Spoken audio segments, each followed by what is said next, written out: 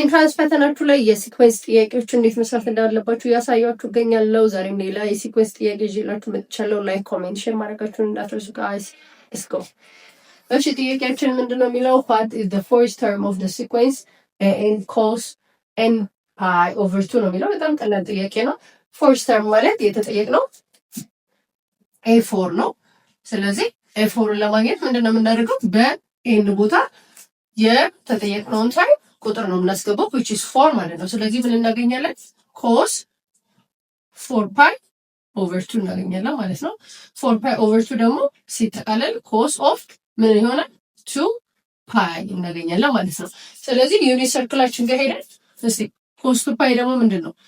እዚህ ጋር ምንድነው 0 ዲግሪ ከሆነ ኮሳችን ምንድነው የሚሆነው? 1 0 ነው ነጥባችን። ስለዚህ ኮስ ሁሉ ጊዜ የኤክስ ቫልዩ ነው። ስለዚህ at 0 ዲግሪ ኮስ ሁሉ ጊዜ ምንድነው 1 ነው የሚሆነው ማለት ነው።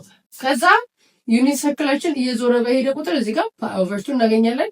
እዚህ ጋር ደግሞ ፓይ እናገኛለን። እዚህ ጋር ፓይ 3 ኦቨር 2 ፓይ ይሆንና እዚህ ጋር ምን እናገኛለን? 2 ፓይ እናገኛለን። ስለዚህ 2 ፓይ ላይ የኮስ ቫልዩዎችን ምንድነው ማለት ነው? ፖዚቲቭ 1 ነው ማለት ነው። ስለዚህ ኮስ 2 ፓይ which is ፖዚቲቭ 1 ማለት ነው። ስለዚህ የሲኩዌንሳችን አራተኛ ተርም ምን እናገኛለን?